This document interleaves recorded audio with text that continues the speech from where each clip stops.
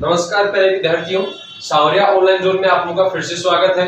अपना जो NCERT syllabus का चैप्टर चल रहा था, चैप्टर सेकंड, उसका अगला टॉपिक आप लोगों का है संधारित्रों का संयोजन। संधारित्रों का संयोजन।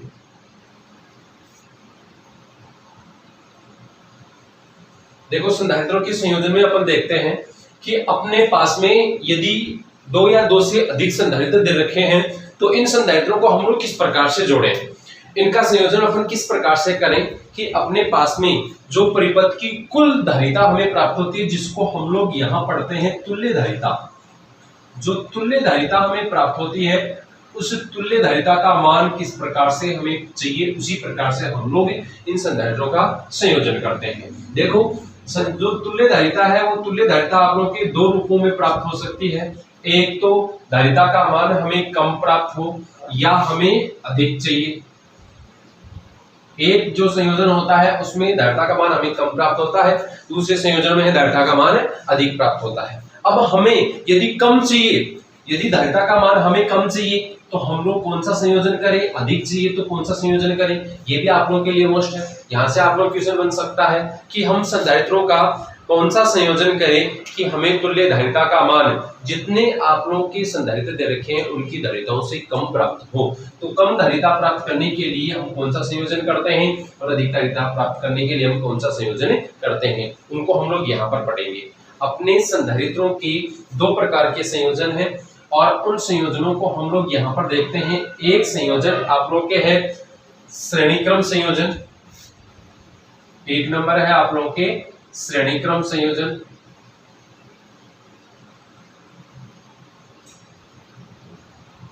ठीक है, और दूसरा है आप लोगों के समांतर क्रम संयोजन। समांतर क्रम संयोजन, ये दो प्रकार के आप लोगों के संयोजन हैं। श्रेणीक्रम संयोजन कौन सा है, समांतर क्रम संयोजन कौन सा है, इसको हम किस प्रकार से देखते हैं, चलो देखें। अपने पास में सबसे पहले अपन श्रेणीक्रम संयोजन की बात करें तो श्रेणीक्रम संयोजन वह संयोजन होता है जिसमें हमें तुल्य धारिता का मान कम प्राप्त होता है। मैं यहाँ आप लोगों का थोड़ा सा हिंट आप लोगों को दे दूं। यहाँ पर जो आप लोगों की धारिता प्राप्त होगी जिसको आप लोग कहते हैं तुल्य धारिता, तुल्य धारिता का मान जो होता है वो क्या होता है, कम होता है, और यहाँ पर तुल्य धारिता का मान क्या होता है, अधिक होता है। तो इस प्रकार से आप लोगों के पास में ये संयोजन किए जाते हैं। चलो हम लोग पहला संयोजन देख लेते हैं, संधारित्रों का श्रेणीक्रम संयोजन। देखो, संधारित्रों का जो श्रेणीक्रम संयोजन है वो किस प्रकार से है, एक नंबर लगा के संधारित्रों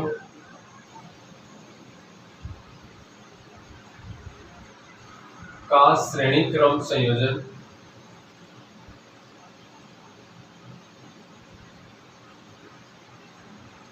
देखो किस प्रकार का संयोजन आप लोगों के श्रेणीक्रम संयोजन। श्रेणीक्रम संयोजन को हम लोग सबसे पहले थ्योरी के रूप में देखते हैं। थ्योरी के रूप में देखने से पहले मैं यहाँ आप लोगों की एक परिपथ बना देता हूँ। हम लोग तीन संधारित्र लेते हैं, यहाँ लिखेंगे हम तीन संधारित्र जिनकी धारिता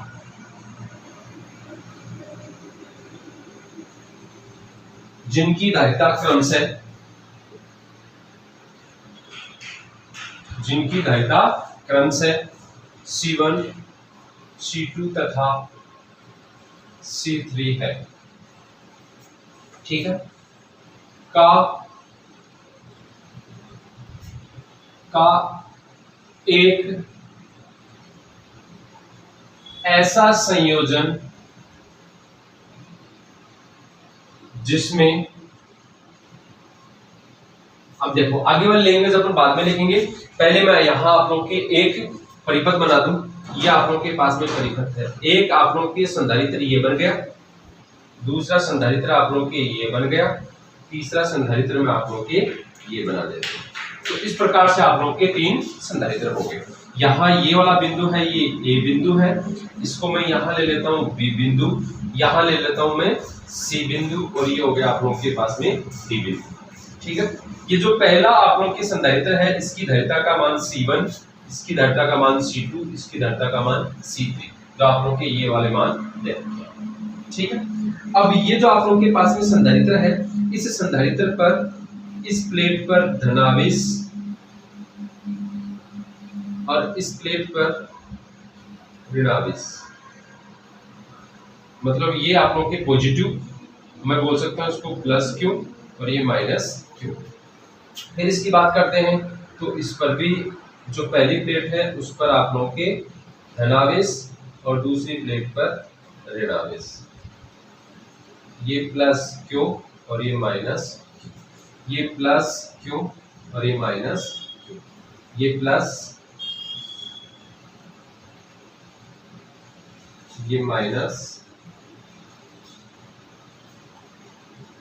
ठीक है।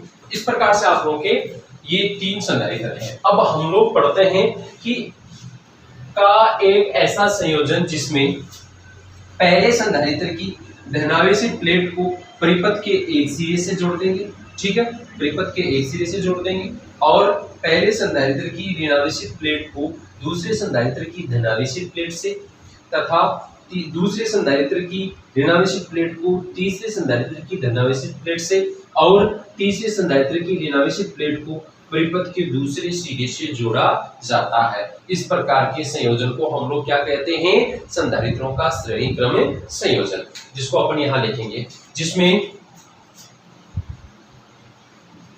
पहले संधारित्र की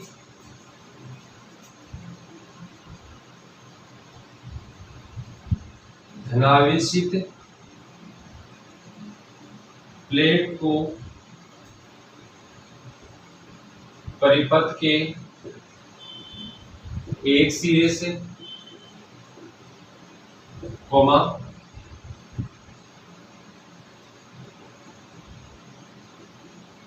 पहले संधारित्र की ऋणावेशित प्लेट को दूसरे संधारित्र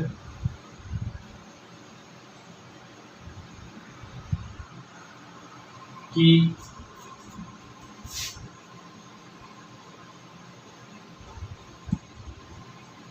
धनावेशित प्लेट से जोड़ा जाता है।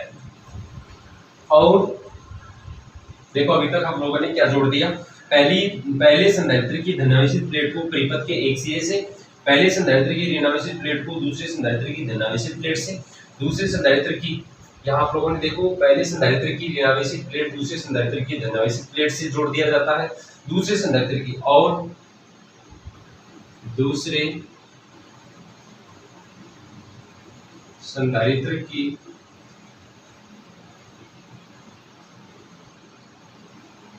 ऋणावेशित प्लेट को दूसरे संधारित्र की ऋणावेशित प्लेट को तीसरे संधारित्र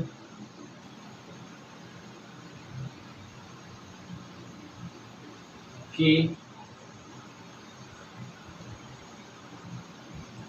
धनावेशित प्लेट से जोड़ते हैं तथा देखो मैंने क्या लैंग्वेज लिखी है?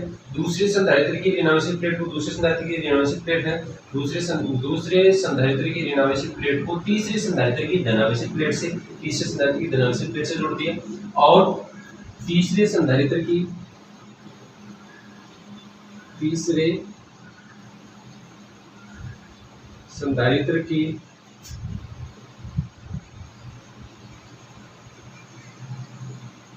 ऋणावेशित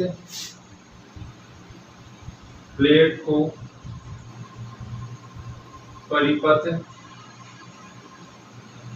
के दूसरे सिरे से जोड़ा जाता है। तो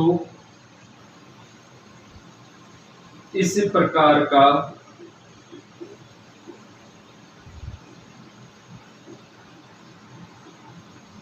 संधारित्रों का संयोजन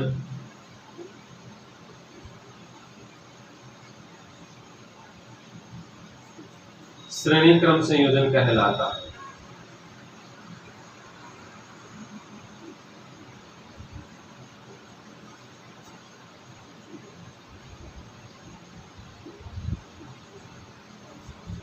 यह आप लोगों की स्थिति बन गई। एक बार फिर मैं आप लोगों को रिपीट कर दूं, हम लोग 3 संधारित्र लेते हैं।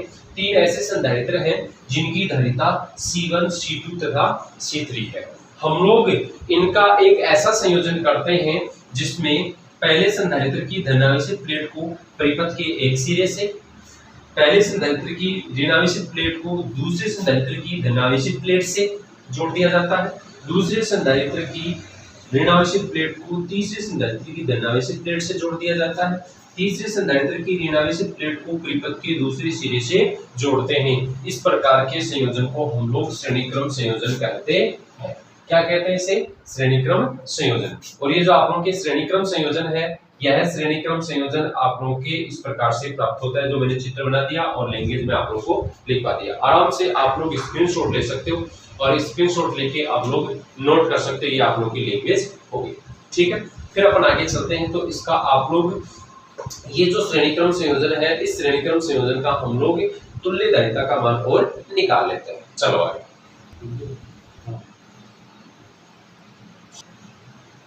यहां आप लोगों के पास में देखो, मैंने आप लोगों को अभी बनाया, यहां आप लोगों के डायग्राम बना के आप लोगों को बताया था।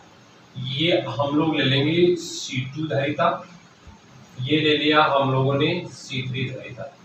इस प्रकार से आप लोगों के ये लिया था हम लोगों ने A बिंदु, ये लिया था B बिंदु, ये C बिंदु और ये लिया था आप लोगों ने D बिंदु। ठीक है, इस प्रकार से आप लोगों की स्थिति बन गई। यहाँ आप लोगों के ये वाली प्लेट है, ये प्लस क्यू है, ये माइनस क्यू है, plus Q minus Q, plus Q minus Q, ये आप लोगों के plus plus plus plus minus minus minus minus, ये स्थिति बन गई। Plus plus plus plus minus minus minus minus, plus plus plus plus minus minus minus minus, ये आप लोग के संयोजन बन गया, जिसको आप लोग कहते हैं श्रेणी क्रम संयोजन। ये आप लोग के पास में सीरीज कॉम्बिनेशन है। हम लोग यहाँ किस प्रकार से इनका हम लोग तुल्य धारिता का मान निकालते हैं। हमें पता है तुल्य धारिता का मान निकालने के लिए, धारिता के लिए हमारे पास में एक सूत्र आया था, तो मैं यहाँ लिख दूं, धारिता की परिभाषा अनुसार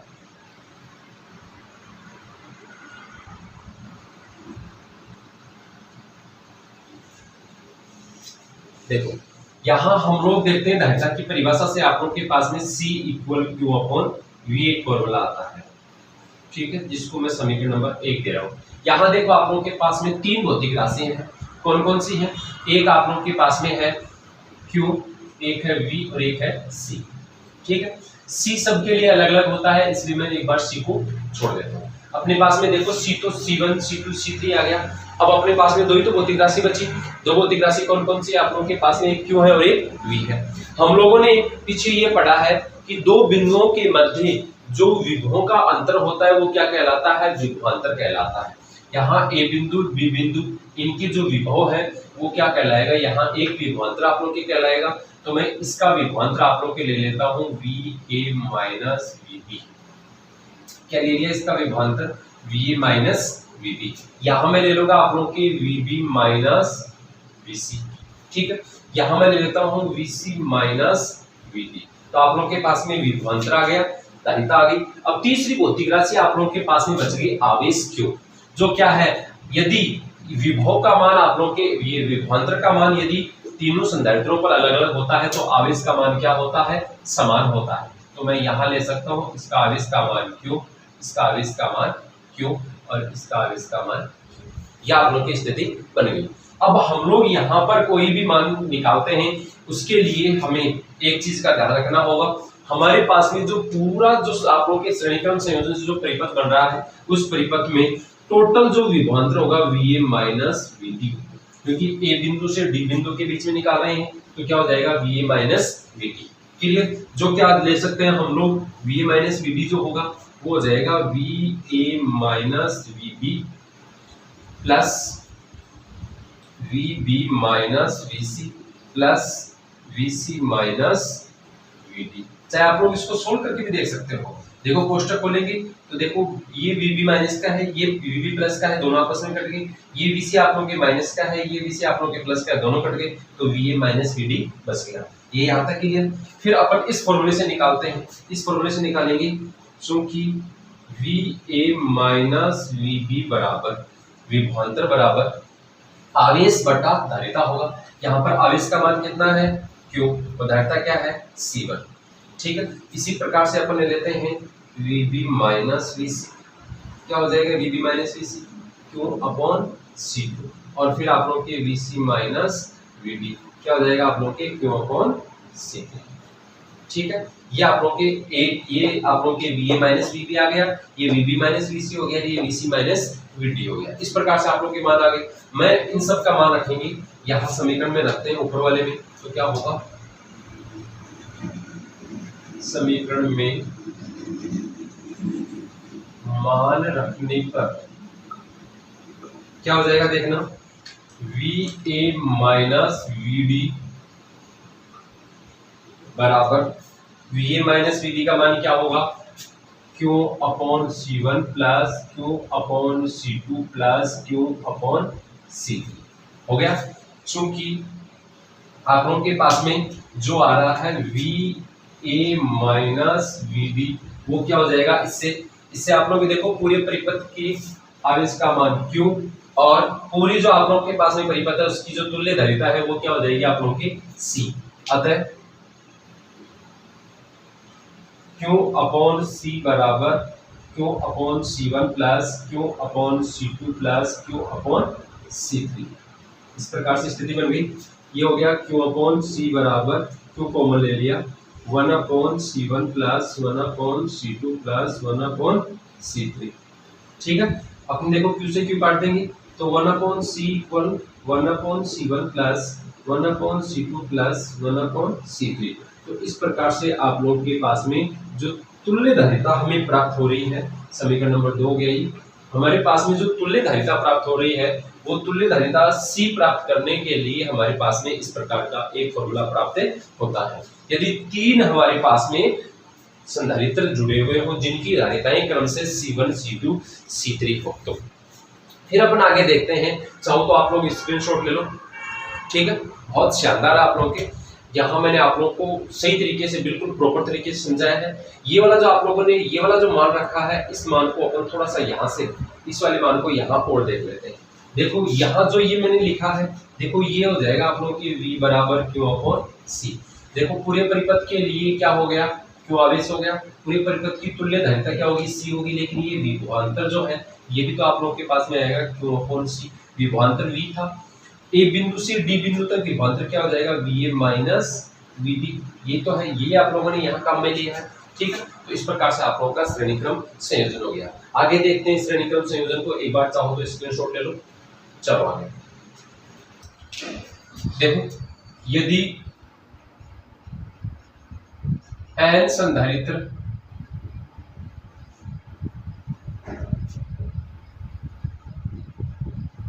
श्रेणी क्रम में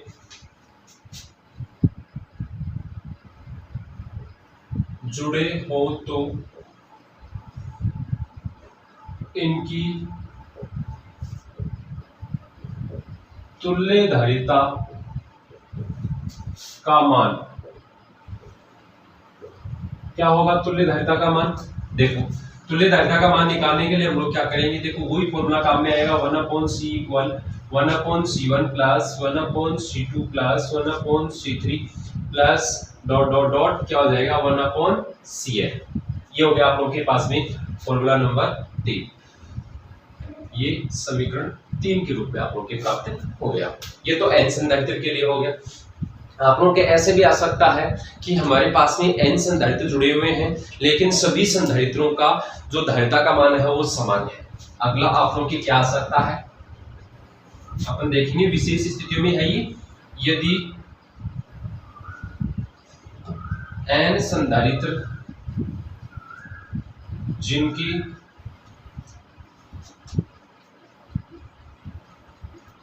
धारिता का मान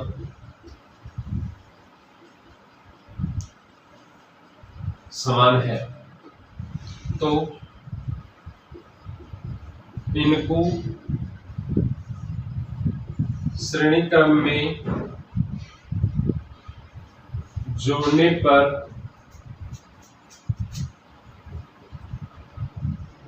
प्राप्त तुल्य धारिता होगी। क्या होगी तुल्य धारिता, देखते हैं अपन। जैसे आप लोगों के पास में ये हो गया 1/c, मैं ये जो ले रहा हूं इसको cs ले लूं, ठीक है। जो आप लोगों के पास में तुल्य धारिता है वो सीरीज के लिए तो मैं cs ले रहा हूं, तो आप लोगों के पास में cs क्या हो जाएगा, देखना cs equal 1/c plus 1/c plus 1/c plus dot dot dot 1/c। ये n तक जा रहा है आप लोगों के, तो अपन क्या करेंगे यहाँ पे, ये आप लोगों के पास में सभी मान समान है तो सब जुड़ जाएंगे, तो 1/cs इक्वल n/c। और जो आप लोगों के पास में cs आएगा, cs का मान आएगा वो क्या हो जाएगा आप लोगों के c/n। तो इस प्रकार से आप लोगों के नया फॉर्मूला बनता है समीकरण नंबर 4। ये जो आप लोगों के समीकरण 4 है ये बहुत मोस्ट है। समीकरण 4 से आप लोगों के क्वेश्चन बनते हैं, समीकरण 4 से आप लोगों के क्वेश्चन बनते हैं। मैंने आप लोगों को करवा भी रखा है पीछे, जो आप लोगों की जो दूसरी अपनी इवनिंग वाली जो क्लास होती है उस क्लास में मैंने आप लोगों को इससे न्यूमेरिकल भी करवाए हैं। तो इस प्रकार से आप लोग के 4 फॉर्मूले आ रहे हैं, चारों मोस्ट है। पहला धारिता से अपन मान निकाल रहे हैं, दूसरा अपन देखते हैं तो आप लोग के पास में जो फॉर्मूला आया है वो क्या आया, 1/cs इक्वल, यदि 3 संधारित्र हो तो उनके लिए इस प्रकार से आप लोगों के फॉर्मूला प्राप्त हो रहा है, जिसको आप लोगों ने समीकरण नंबर 2 दिया है। तीसरा समीकरण, यदि आप लोगों के n संधारित्र हो और n संधारित्र श्रेणी क्रम में जुड़े हुए हैं जिनकी धारिताएं क्रम से C1, C2, C3, C4, C5 और Cn तक है, तो आप लोगों के ये वाला फॉर्मूला हो गया। फिर यदि अपन बात करें कि हमारे पास में n संधारित्र तो हैं, हमारे पास में n संधारित्र तो हैं, लेकिन ये n संधारित्र हैं ये सभी समान धारिता के हैं, इनकी धारिता का मान क्या है, समान है। इनको यदि श्रेणी क्रम में जोड़ते हैं तो इनकी तुल्य धारिता का मान क्या होगा, ये तुल्य धारिता हमें याद करनी है, जिसका आप लोगों के ये वाला फॉर्मूला आ गया। अब इससे देखो कैसे क्वेश्चन बन सकते हैं, ऐसे आप लोगों के क्वेश्चन बन सकते हैं जैसे आप लोगों को दे दिया जाए कि किसी भी एक जितने भी आप लोगों के संधारित्र हैं उन सभी संधारित्रों की धारिता का मान आप लोगों को दे दिया जाए, उनकी तुल्य धारिता का मान दे दिया जाए और आप लोगों से पूछ लिया जाए कि बताइए इस श्रेणी क्रम संयोजन में कितने संधारित्र जोड़े गए हैं, तो यहाँ n है, ये संधारित्रों की संख्या है, यहाँ n जोड़े गए संधारित्रों की संख्या है, जोड़े गए संधारित्रों की संख्या है, ठीक है। तो n क्या है, यहां जोड़े गए संधारित्रों की संख्या। कोई दिक्कत है यहां तक के लिए, ये आप लोगों के पास में स्थिति प्राप्त होती है। चलो आगे देखते हैं। 2 नंबर है आप लोगों के संधारित्रों का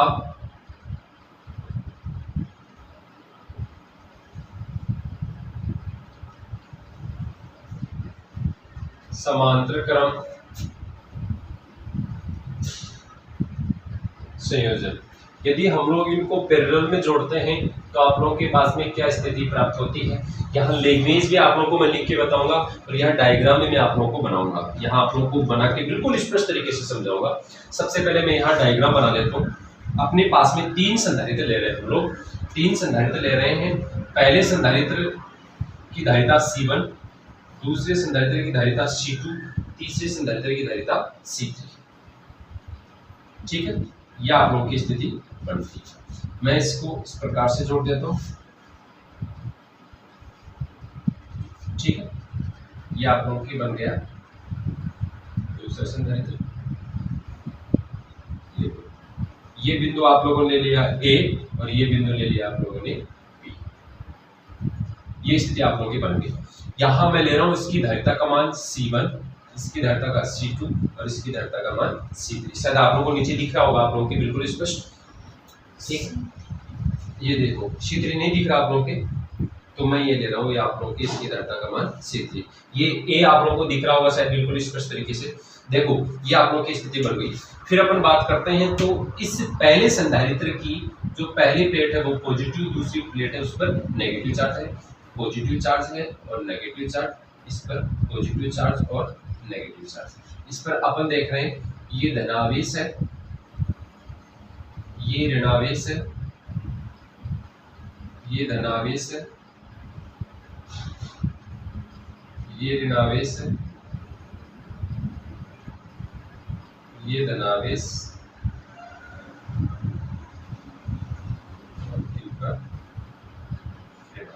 ये स्थिति आप लोग के बन गई। अब अपन बात करते हैं, यहां मैं लैंग्वेज में लिखता हूं, हम 3 संधारित्र लेते हैं जिनकी धारिताएं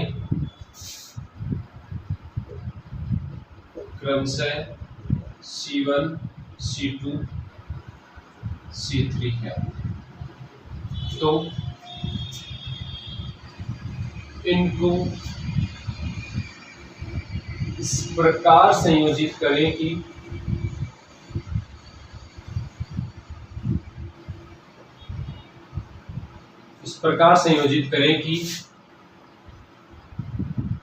इनकी सभी धनावेशित प्लेट परिपथ के एक बिंदु पर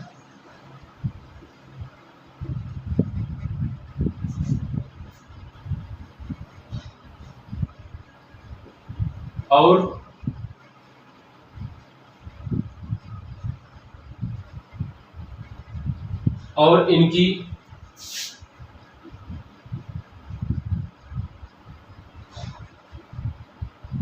ऋणावेशित प्लेट परिपथ के दूसरे बिंदु पर जोड़ी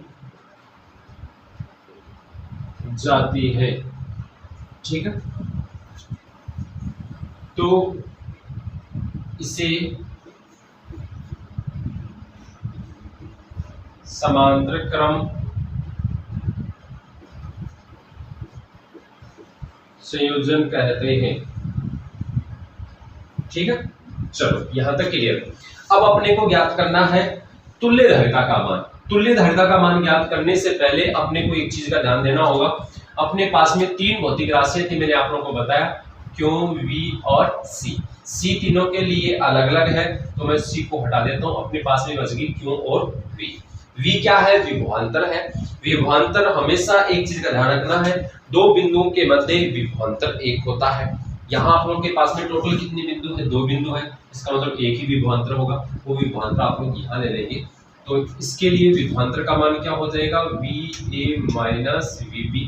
इसके लिए विभवांतर VA माइनस VB। इसके लिए विभवांतर VA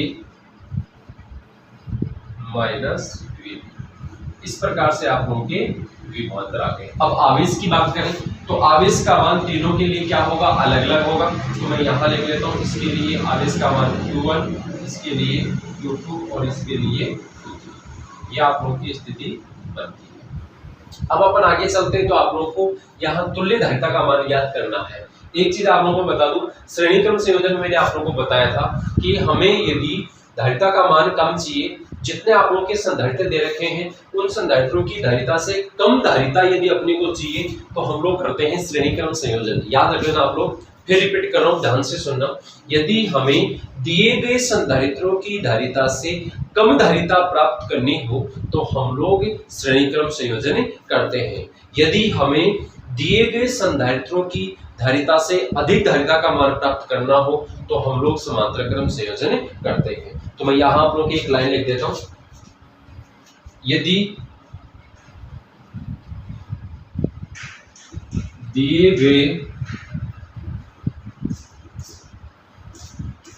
संधारित्रों की धारिता से अधिक धारिता प्राप्त करनी हो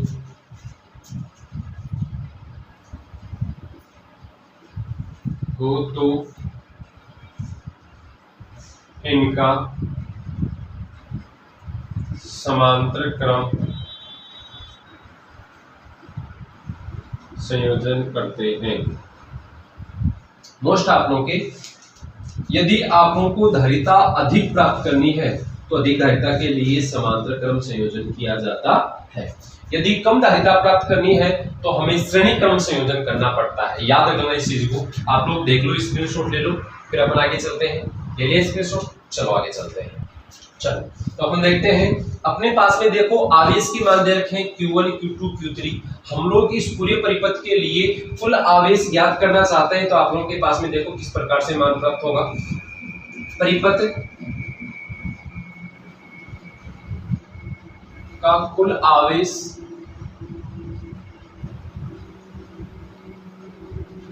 क्या हो जाएगा, Q बराबर Q1 plus Q2 plus Q3। इस प्रकार से आप लोगों के आ गया समीकरण नंबर 1। फिर अपन आगे चलते हैं, तो आप लोगों के पास में देखो विद्युत धारिता की परिभाषा आती है, तो अपन पढ़ेंगे विद्युत धारिता की परिभाषा से क्या होगा, C बराबर Q अपॉन V। ठीक है, यहाँ पर V विभवांतर है, जो VA minus VB, VA minus VB और VA माइनस VB सबके लिए समान है। फिर आप लोग को Q का मान ज्ञात करना है, आवेश का मान ज्ञात करना है, तो आप लोगों के पास में Q बराबर क्या हो गया, CB। ठीक है, ये आप लोगों के पास में मान प्राप्त हो गया। हम लोग यहाँ पर देखते हैं, ये आप लोगों के पास में हो जाएगा, चूंकि V बराबर VA माइनस VB, अतः क्या हो जाएगा, Q बराबर C VA minus VB। Clear. फिर अपन मान ज्ञात करते हैं, तो यहां पहले संधारित्र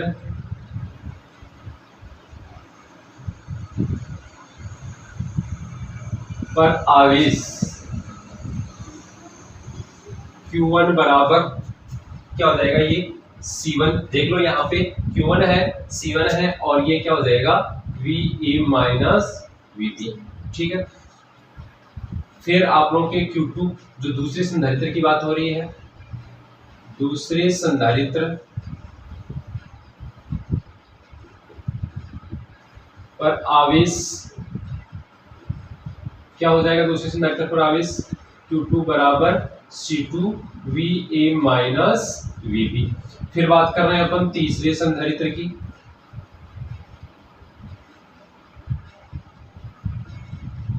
संधारित्र पर आवेश क्या होगा बताओ, ये हो जाएगा आप लोगों के पास में Q3 equal C3 VA minus VB। अतः समीकरण देखो, समीकरण में आप लोग मान रखेंगे, समीकरण 1 में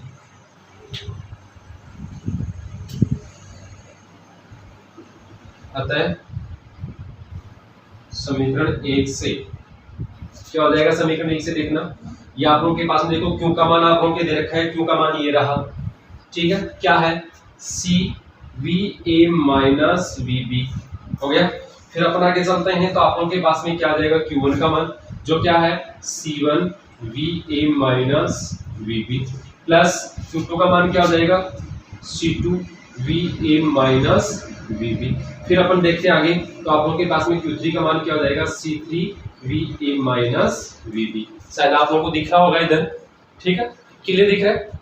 चलो आगे देखते हैं, तो अपन देखो क्या चीज कॉमन ले सकते हैं इसमें, ये VA माइनस VB, देखो VA माइनस VB सब में से कॉमन आ जाएगा, क्या बचेगा, C1 plus C2 plus C3 हो गया।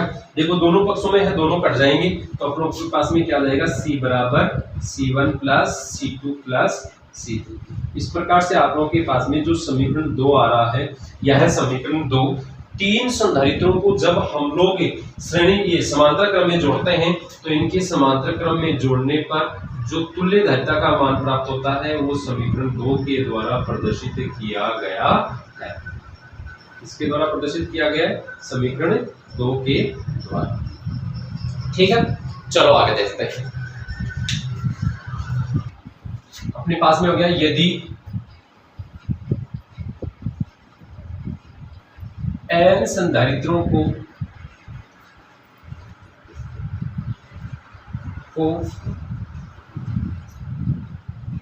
समांतर क्रम में जोड़ने पर तुल्य धारिता, देखो क्या हो जाएगा तुल्य धारिता, सी, यहां आप लोगों के पास में Cp ले लेता हूं मैं, Cp equal C1 plus C2 plus C3 plus dot dot dot Cn। यह आप लोगों के पास में हो गया समीकरण नंबर 3। क्या आ गया ये समीकरण नंबर 3। अब अपन इसी से एक क्वेश्चन और कर लेते हैं। क्या कह रहे हैं वो, यदि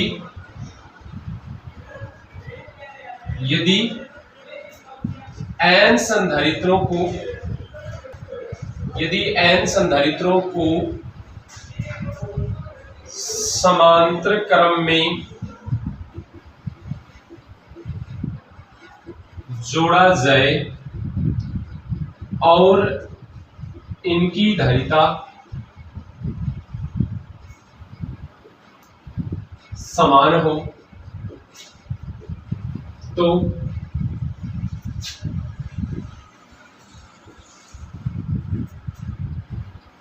तुल्य धारिता का मान क्या हो जाएगा, तुल्य धारिता का मान। चलो फिर अपन देखते हैं तुल्य धारिता का मान अपने पास में यहां पे देखेंगे आप लोगों की किस प्रकार से प्राप्त होगा। Cp equal C plus dot dot dot C, n तक हो गया तो C प्लस ये Cp इक्वल NC।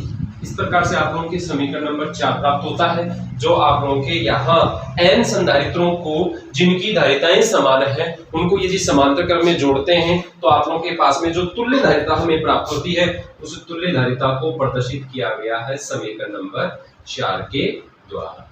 बोलो कोई दिक्कत हो तो चाहो तो स्क्रीनशॉट ले सकते हो। आज का वीडियो अपन इतना ही करेंगे। एक वीडियो इस चैप्टर से और आएगा जो आप लोगों के यहाँ इन संधारित्रों के श्रेणीक्रम संयोजन और समांतर क्रम संयोजन से जो हमें तुल्य धारिता प्राप्त हुई है उनमें एक संबंध देखेंगे और इस संधारित्र में संचित ऊर्जा देखेंगे। तो जो आप लोगों का अगला वीडियो में आएगा। तो आज के लिए इतना ही, धन्यवाद।